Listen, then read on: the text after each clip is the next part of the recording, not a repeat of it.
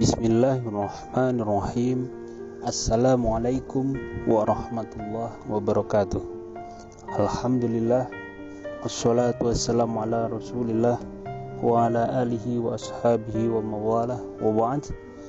Alhamdulillah, fi hadha as-sabah sanasma qissata ahadis sahabah, yakni Abu Qilabah al-Jurumi. Abu Qilabah jarang yang mengetahui namanya, tetapi mempunyai kisah yang sangat unik. Suatu waktu, ada seorang musafir yang kehabisan bekal ketika berada di padang pasir yang sangat luas. Ia melihat di sana ada satu kemah yang sangat memilukan. Ternyata di dalamnya terdapat seorang kakek yang terbaring dengan punggungnya, kedua tangannya dan kedua kakinya lumpuh, serta kedua matanya buta. Seorang kakek ini hanya tergeletak. Kemudian musafir ini memberi salam dan sang kakek pun menjawab salam tersebut.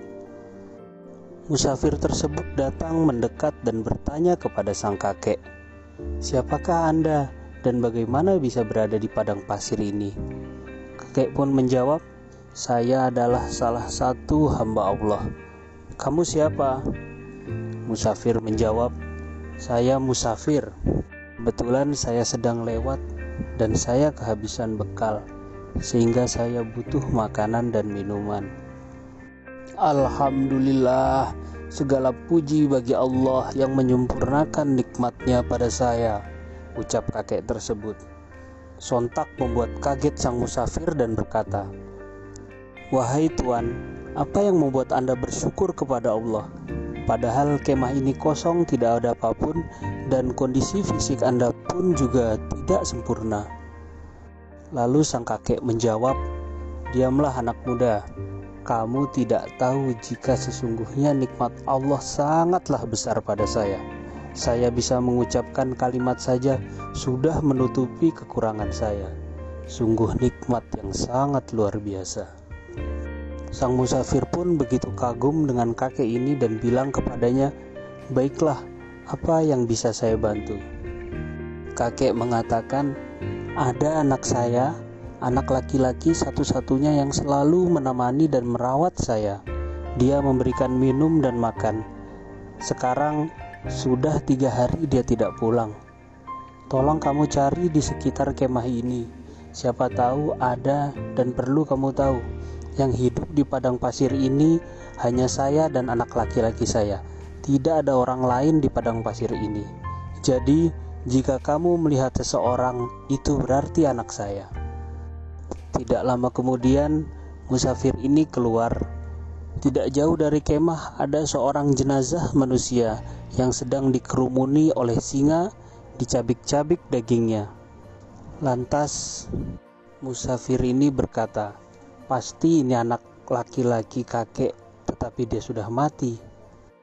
Kemudian dia kembali ke kemah dan bingung bagaimana cara menjelaskan kepada kakek ini, sedangkan dia sendiri lumpuh, susah hidup di padang pasir dan anaknya dimakan singa.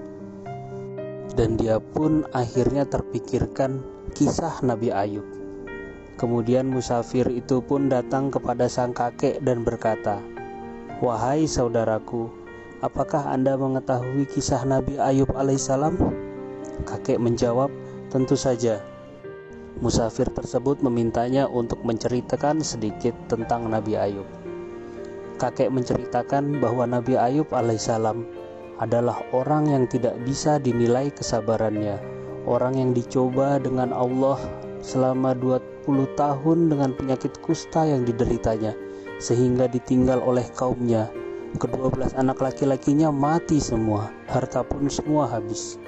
Musafir ini berkata kepada kakek tersebut, yang kakek ucapkan adalah benar, dan berharap kakek bisa menjadi bagian kecil dari Nabi Ayub, karena anak kakek satu-satunya sudah dimakan singa. Musafir ini berpikir mungkin sang kakek akan menangis.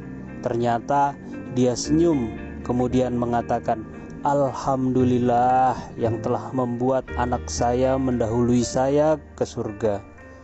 Anak saya sangat berbakti dengan saya," ucap kakek kepada seorang musafir tersebut. Menurut pemahaman agama yang jelas yang saya yakini, kalau anak soleh dia menjaga sholat dan ibadahnya dengan Allah, berbakti dengan orang tuanya, pasti akan masuk surga. Anak saya seperti itu dan saya yakin dia akan masuk surga. Kakek menambahkan perkataannya tersebut.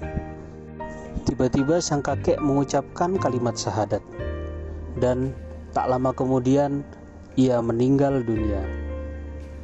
Musafir tersebut mengucapkan inna lillahi wa inna ilaihi raji'un.